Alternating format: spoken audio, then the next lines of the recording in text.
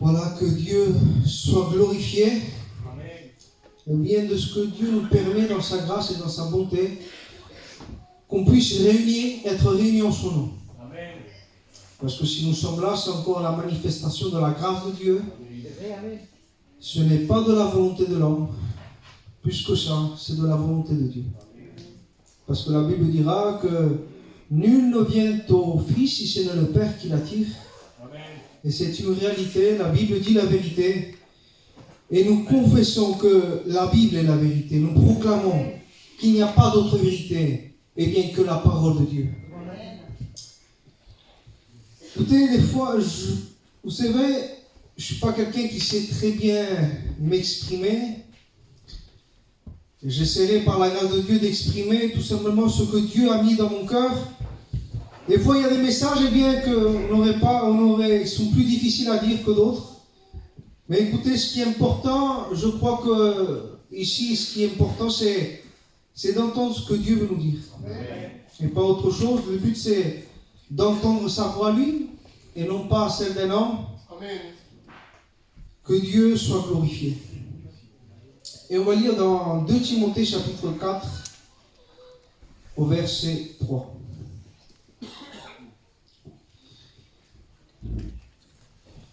Excusez-moi, c'est pas verset 3. Chapitre 4. Verset...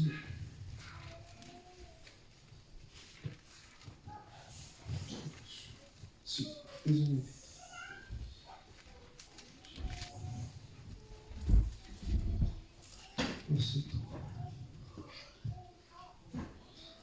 Non, au verset 1, on va commencer au verset 1. Chapitre 2 Timothée, chapitre 4, verset 1. Je t'en conjure devant Dieu et devant Jésus-Christ, qui doit juger les vivants et les morts, au nom de son avènement et de son royaume. Prêche la parole, insiste en toute occasion, favorable ou non, reprend, censure, exhorte avec douceur en instruisant. Vous avez vu l'insistance que l'apôtre Paul dit par rapport à Timothée. Il insiste afin qu'il annonce la parole de Dieu. Et juste après, au verset 3, il expliquera pourquoi il insiste autant. Car il viendra un temps où les hommes ne supporteront pas la sainte doctrine, mais ayant la démangeaison d'entendre des choses agréables, ils se donneront une foule de docteurs selon leurs propres désirs, détourneront l'oreille de la vérité et se tourneront vers des fables. Que Dieu soit glorifié. Ici, nous voyons, il viendra des temps, la Bible dira, et c'est ce qu'on a lu. Et ces temps-là, aujourd'hui, sont accomplis. Nous sommes dans les temps. Et bien que l'apôtre Paul annonçait, prophétisait, et nous en sommes en plein. Ils disent que ce seront des hommes qui ne supporteront pas la sainte doctrine. Vous savez, depuis tout toujours, l'homme n'a jamais supporté la sainteté de Dieu. Même dans l'Ancien Testament, les prophètes, lorsqu'ils annonçaient la sainteté de Dieu, ils ont été torturés, ils ont été méprisés. Avec le respect que je vous dois à tous, ils l'ont même insulté. Ils ont même tué ces hommes-là. À cause qu'il annonçait que Dieu était saint. Et les hommes ne supportent pas. Plus aujourd'hui qu'avant, parce que aujourd'hui le péché s'est accru et le péché est monté dans un niveau dans lequel, le jugement de Dieu, je pense, qui ne va pas tarder à s'abattre sur la terre, parce que nous vivons véritablement les derniers temps.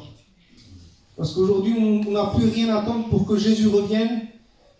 On vit vraiment les derniers temps et le péché est arrivé dans un point où on ne peut presque plus le mesurer.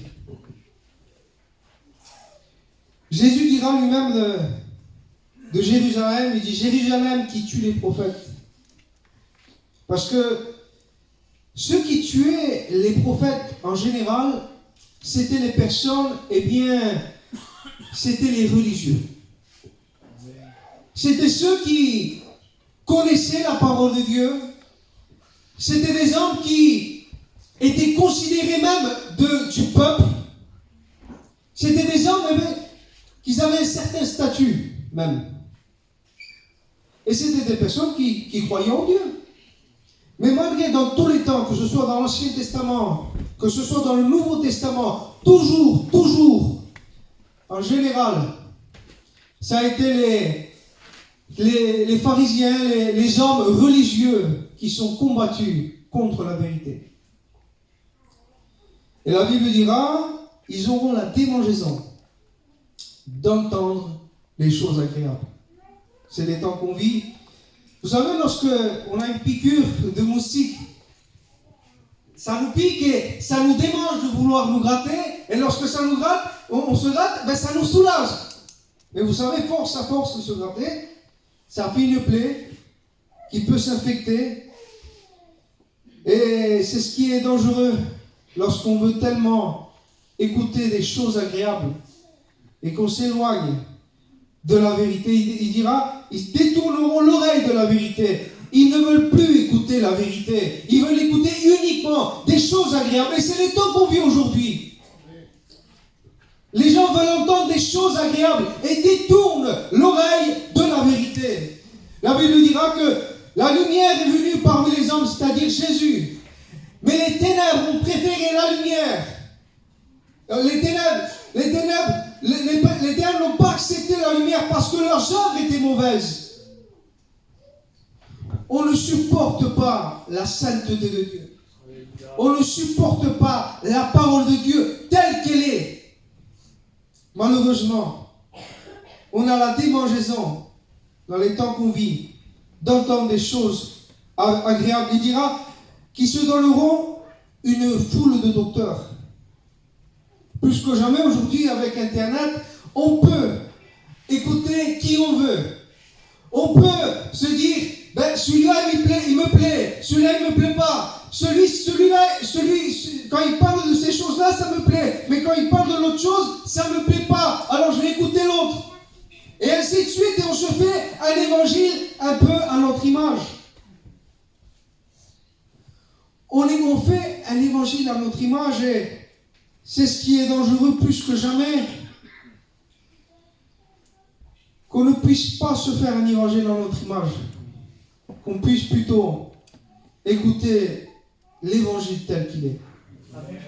Vous savez, dans le peuple d'Israël, nous allons lire dans Hébreux 3, Hébreux 3, verset 7.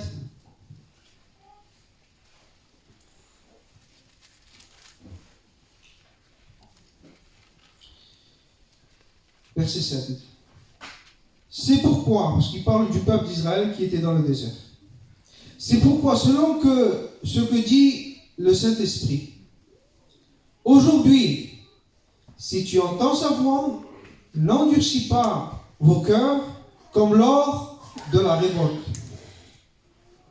Aujourd'hui, au jour de la tentation dans le désert, où vos pères me tentèrent pour m'éprouver, et ils virent mes œuvres pendant 40 ans.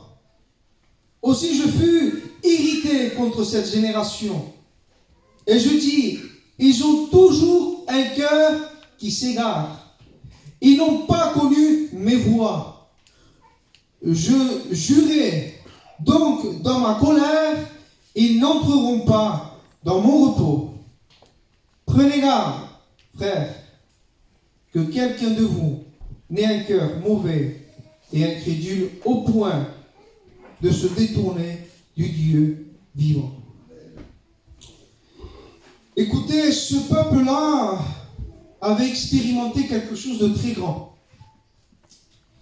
C'était un peuple dans lequel, eh bien, ils étaient esclaves en Égypte. Et lorsqu'ils étaient esclaves, eh bien, Dieu intervient et les délivre de la main de Pharaon par de plusieurs miracles, plusieurs prodiges. La manifestation de la puissance de Dieu se manifeste pour les délivrer de la main de Pharaon. Ils sortent de l'esclavage et ils deviennent, eh bien, le peuple de Dieu, un peuple libéré, délivré de la main de Pharaon.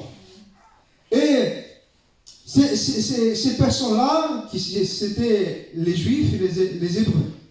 Les Hébreux, lorsqu'ils étaient dans le désert, eh bien, ils voyaient, eh bien, la nuée, une nuée qui les suivait pendant le jour pour que la chaleur ne les tape pas, pour qu'ils puissent marcher. Pendant le soir, il y avait une colonne de feu qui les suivait. La Bible dira que même ses pieds ne s'enflaient pas, ses chaussures ne se cassaient pas, ses vêtements ne se déchiraient pas. Et ils voyaient constamment l'action de Dieu. Ils mangeaient de la manne, c'était un pain. Tous les jours, tous les matins, ils mangeaient surnaturellement. Tous les jours, ils avaient un rocher qui les suivait. La Bible nous enseigne. Mais malgré tout cela, malgré tout ce qu'ils voyaient, ils étaient incrédules. Ils étaient incrédules et ils ont vécu dans le péché. Regardez ce que dira au verset 15.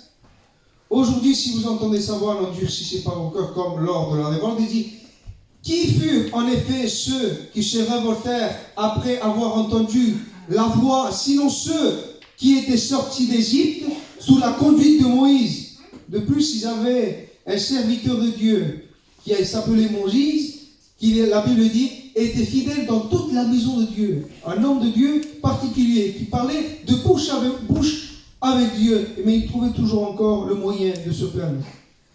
Et contre qui Dieu fut-il irrité pendant 40 ans, sinon contre ceux qui péchèrent et dont les cadavres tombèrent dans le désert?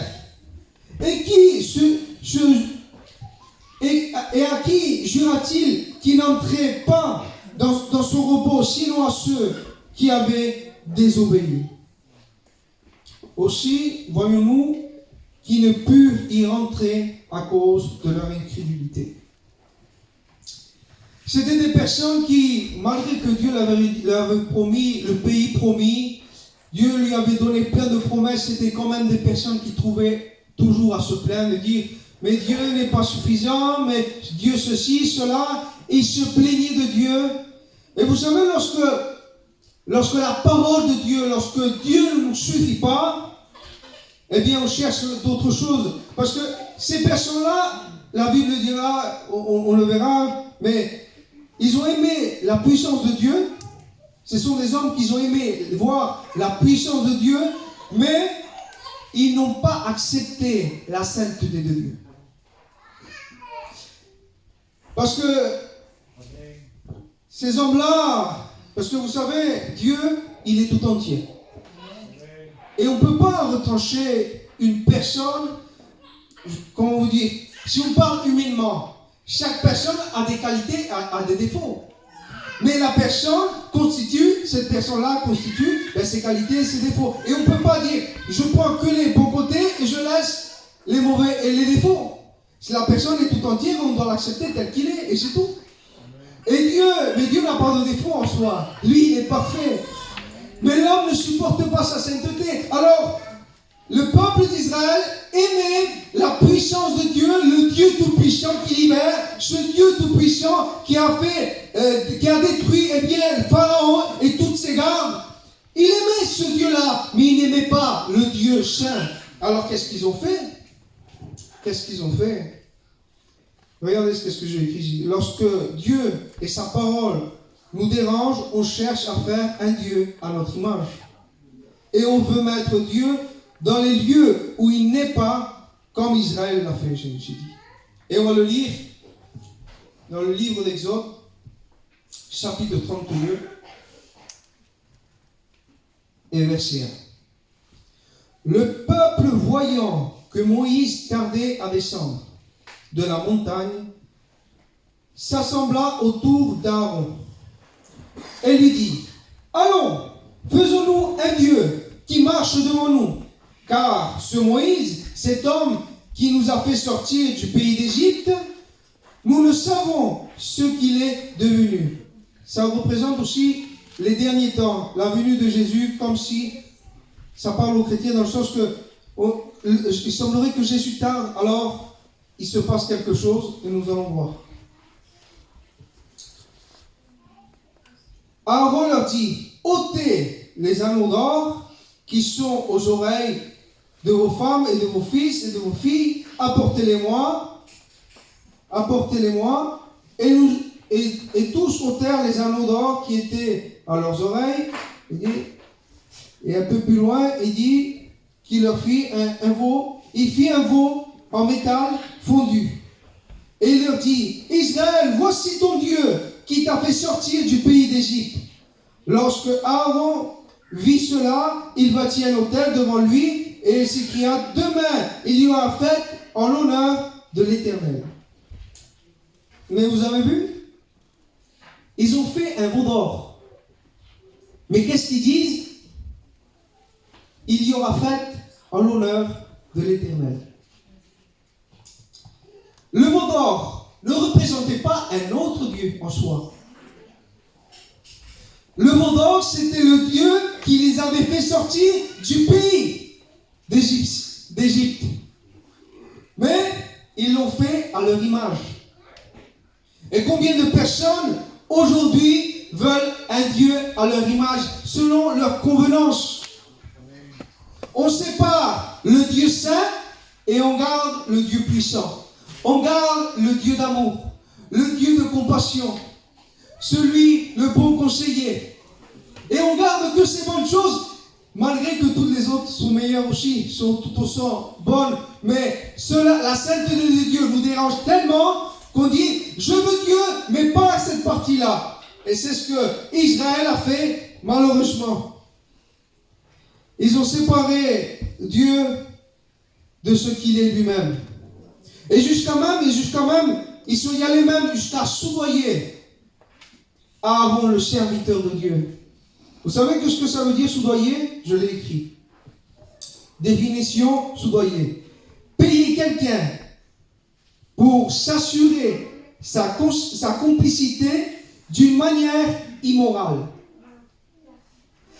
Ils sont y allés voir Aaron et dit, fais-nous un Dieu à notre image en quelque sorte. Fais-nous un Dieu qui nous convienne à nous. Et ils ont réussi à faire, que le serviteur de Dieu fasse un compromis.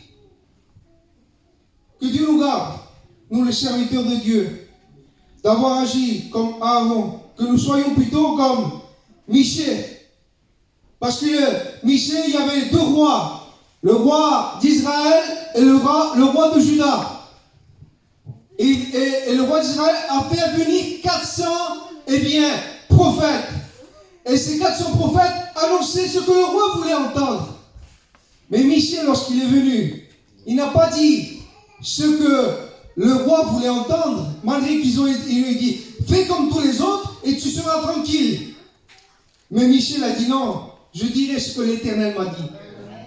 Que Dieu soit glorifié. Et lorsqu'il va là-bas, il annonce la parole de Dieu. Et même, il est emprisonné à cause qu'il annonce la parole de Dieu. Mais qu'importe. Et ce qui est important, c'est d'annoncer la vérité de Dieu. Et qu'importe que cela coûte. Et ce qui est important, c'est de garder la parole de Dieu telle qu'elle est écrite. Combien de personnes veulent faire des compromis et dire, moi je veux que cette partie de Dieu. Non, l'évangile c'est tout entier. Le Dieu, on l'accepte tout entier. On ne l'accepte pas à moitié. C'est un Dieu tout entier que Dieu, qui est notre Dieu.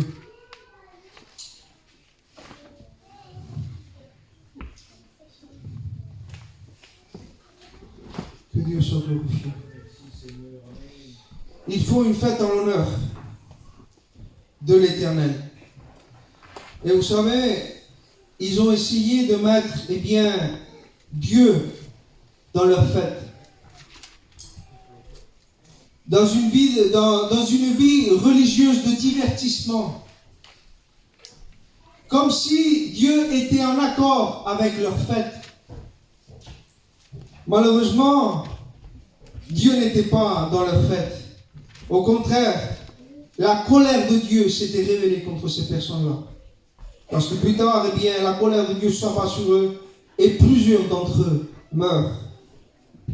Parce que Dieu est saint et on ne joue pas avec Dieu.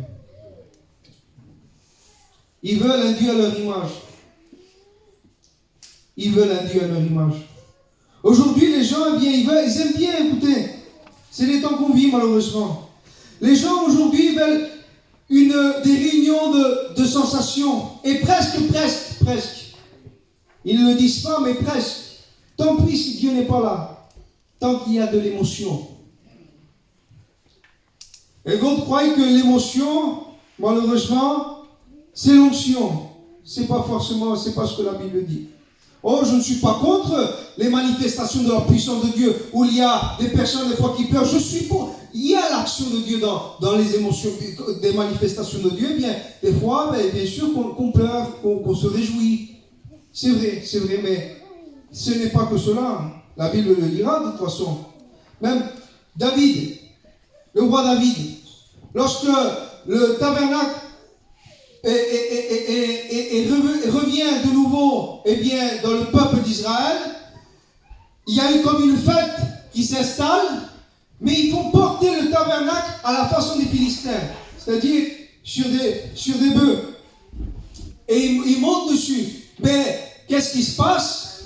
Tout le monde est dans la joie, tout le monde est content, l'Éternel a ramené l'arche. Oui, mais lorsque l'arche va pour tomber, quelqu'un la touche, cette personne meurt.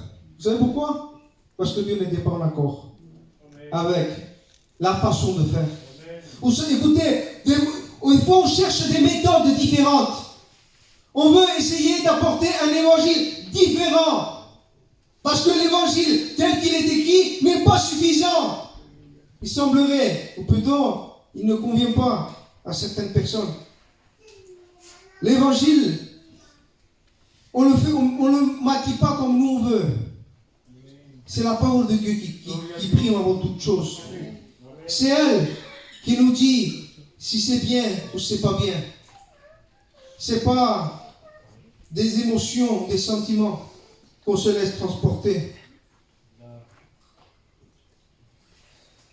Vous savez, Dieu ne se manifeste pas forcément dans les émotions. La Bible dira, Élie, lorsqu'il était dans une montagne, il était tout seul et il cherchait la volonté, il cherchait Dieu.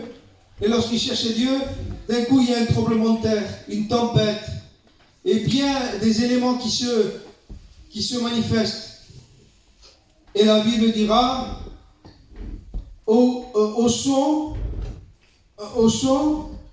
la Bible dira, le texte littéral dit, d'un bruit, d'un silence. Au son d'un bruit, d'un silence. Ça n'existe pas dans le français, mais c'est l'expression qui est écrite. Au bruit d'un silence. Élie écoute la voix de Dieu. La Bible dira même silence devant l'Éternel. Dans le silence, Dieu se manifeste aussi. Pas forcément dans les cris. Que Dieu soit glorifié. La dernière église, la Bible nous enseigne bien que c'est l'église du divertissement. C'est aussi l'église de l'apostasie, c'est-à-dire l'abandon de la foi. Et aujourd'hui, on veut vivre une vie plus de sensations que de consécration.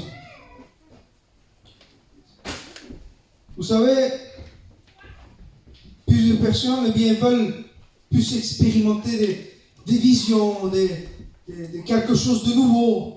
Des nouvelles révélations, des nouvelles sensations, même si elles sortent de la Bible. Mais ils veulent expérimenter quelque chose. Mais malheureusement, écoutez, c'est la parole de Dieu qui prime. C'est parce que la parole de Dieu, les dérange ou ne les intéresse pas. Que ce soir, on puisse nous attacher à la parole de Dieu plus que toute autre chose. Vous savez, des hommes, et certaines personnes disent, eh bien, vous savez, on ne peut pas limiter Dieu à la Bible. Et vous savez, vous connaissez certainement Jean-Marc Bois, et on lui posait cette question. Écoutez, on était avec lui, on mangeait avec lui, et je pose cette question, je dis, il y a certaines personnes qui disent que Dieu, on ne peut pas le limiter à la Bible. Et il dirait, écoutez, déjà, la parole, c'est Jésus. Et Jésus est plus grand que le Saint-Esprit. C'est-à-dire que ne va pas au-delà des Écritures, dira même Paul à Timothée. Et la parole de Dieu est la structure de la parole. Et la structure que Dieu nous a donnée pour pouvoir le suivre. C'est la notice pour pouvoir y aller au ciel. Et l'auteur même de la Bible, c'est le Saint-Esprit. Pour ça, gardons la parole telle qu'elle est. Ne partons pas dans des illusions, dans des choses qui partent au-delà de ce qui est écrit. Et vous savez, comme je disais tout à l'heure, l'église des derniers temps, c'est l'église, du divertissement. Un homme de Dieu dira que le divertissement est le contraire de la joie. Pourquoi? Parce que le but de se divertir, c'est de chercher la joie. C'est parce qu'on n'a pas la joie. Mais la véritable joie, comme la Bible nous enseigne, que celui qui est dans la joie chante des cantiques. On chante des cantiques parce qu'on est dans la joie.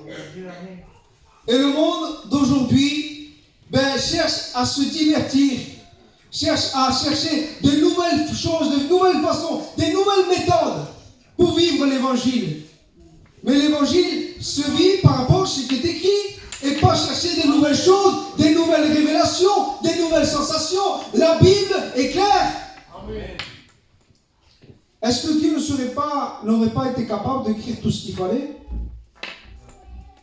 Parce que Dieu n'est pas Dieu, alors Dieu est limité alors. Dieu connaît. Et Dieu a dit dans sa parole comment il fallait le suivre. Comment il fallait vivre avec lui. Il n'y a pas d'autre manière que la Bible nous enseigne. Parce que malheureusement, la Bible dira dans 2 Pierre chapitre 3 verset 16, dans la deuxième partie du verset, il dit « Car il y a des personnes mal affermies qui tordent le sens des Écritures pour leur propre ruine. » Pour leur propre ruine. Mais que Dieu soit glorifié. Que Dieu nous donne à veiller, plus que tout, à garder la parole telle qu'elle est, sans retrancher, comme la Bible dit, ni agiter quoi que ce soit, même si elle nous dérange, mais qu'on la garde telle qu'elle est écrite. Et pour toi qui ne connais pas Dieu, ne cherche pas un évangile à ta façon. Cherche l'évangile tel qu'il est écrit. Pas selon tes convenances. Pas celui-là me plaît, celui-là ne me plaît pas. Non. Qu'est-ce que dit la Bible? C'est ça le plus important. Parce que, écoutez, le peuple d'Israël, vous savez, lorsque le peuple d'Israël était dans le désert, ceux qui avaient fait un Dieu à leur image, tous, sans exception de personne, sauf de 2 personnes, c'est-à-dire Josué et Caleb, tous étaient morts dans le désert. Et ils n'ont pas pu, comme nous l'avons lu tout à l'heure, entrer dans le pays promis. À cause qu'ils voulaient vivre un évangile à leur façon. Ils n'ont pas réussi à la promesse, c'est-à-dire au pays promis. Sauf Caleb et Josué, qui avaient suivi le véritable Dieu. Et pas un Dieu à leur image. Ils n'étaient pas pour adorer un veau d'or, un Dieu à leur image. Ils ont cherché à adorer le véritable Dieu. Que Dieu soit glorifié. J'arrive presque à la fin. Nous allons lire dans Matthieu, dans Matthieu 10, verset 34.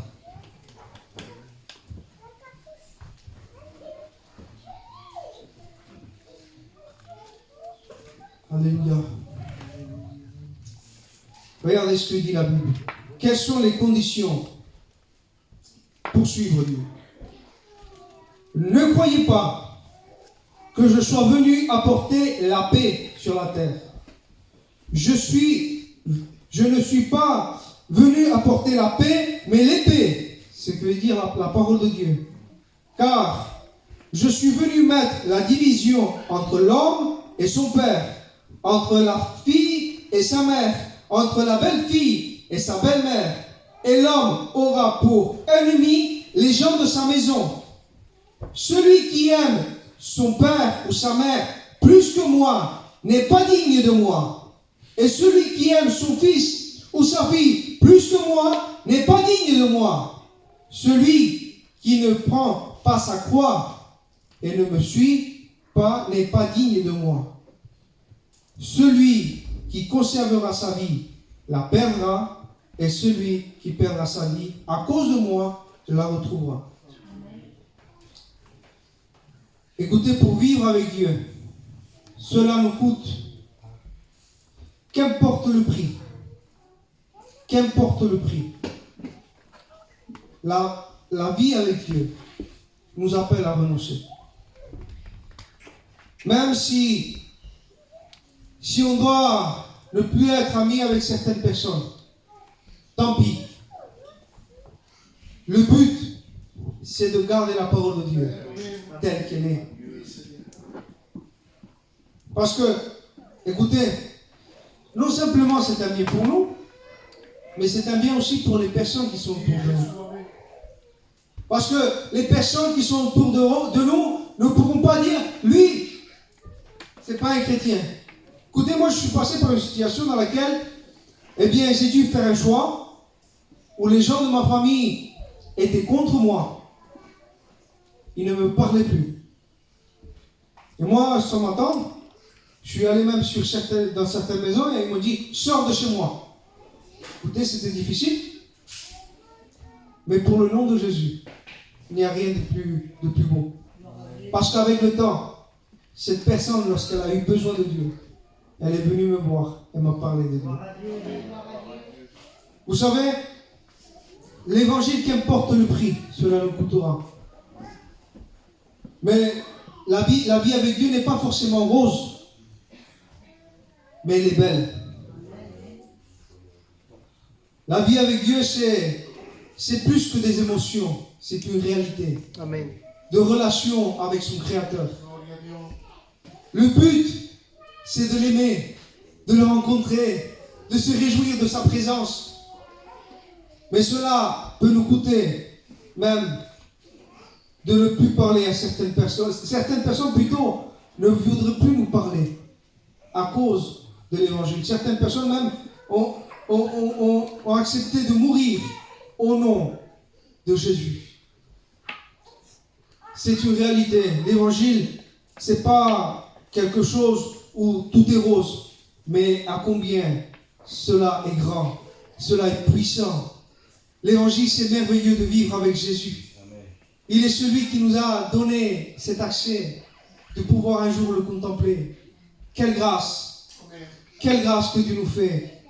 Et on va lire un dernier texte, et après quoi je terminerai.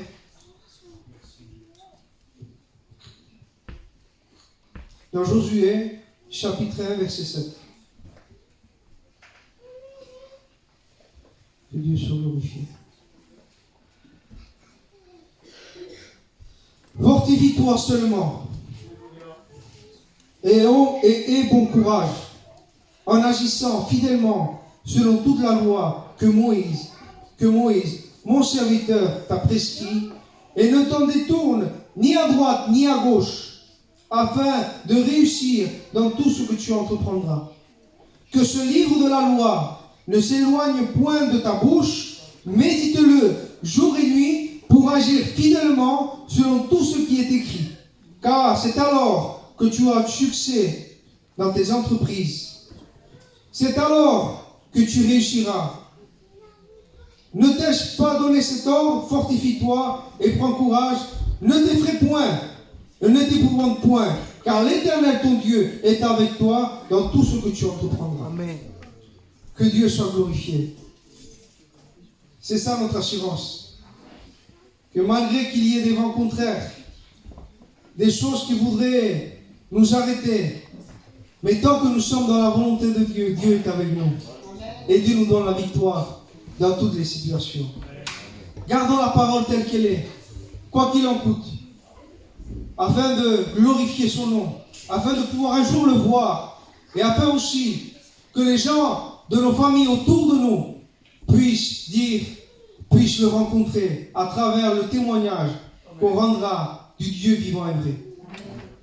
Que Dieu soit glorifié. On prie le Seigneur.